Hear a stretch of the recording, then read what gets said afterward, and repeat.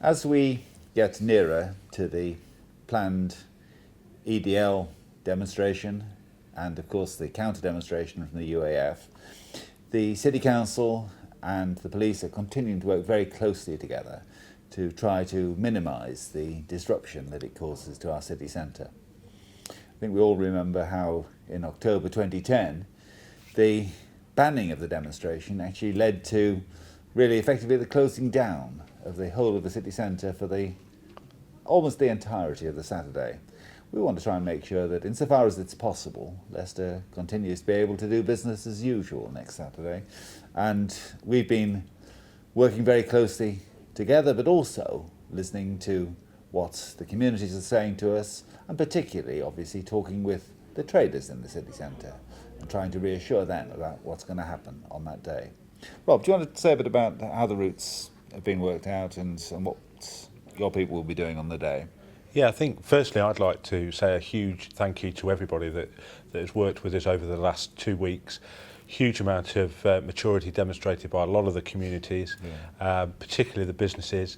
And I think on reflection, what we've done is we've taken all of that learning from the previous demonstration, the others up and down the country, and what the local communities and businesses have said to us. And the fundamental things that you'll expect to see on the 4th is there'll be no alcohol sales before 1 o'clock.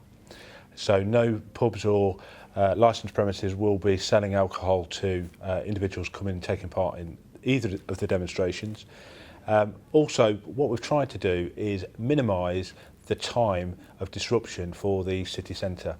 So effectively, both groups have been enabled to assemble outside of the city centre. They'll then be brought in, they'll be allowed to march around a route which we'll put on the website so people can see what that route is.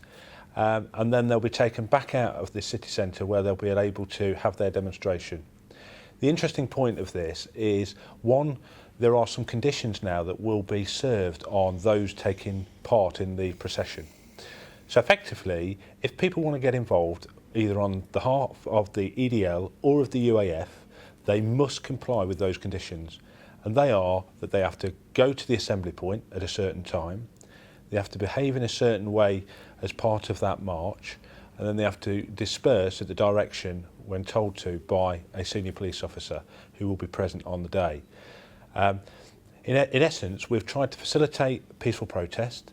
Both groups have been given a certain route, taking into account that we want to minimise disruption to the city centre itself. We've listened to the communities around not allowing alcohol to be served, and at the moment we're just going through and finalising the plans and meeting with people who will be most affected. And certainly as things develop this week, we'll be looking to come back and give a further update before the Saturday the 4th. Yeah, and we do want to try and communicate with people in a way that is open and frank about what's actually happening, and just try and make sure that we don't get a repeat of what happened last time, which was some pretty wild rumours going around. We just hope people will obviously follow these postings that we'll be putting up, and also follow on the website the actual plans for the day rather than listening to rumours. Yeah, and we'll make available our regular updates on both the police and the council website as to what things are taking place this week prior to the event on Saturday.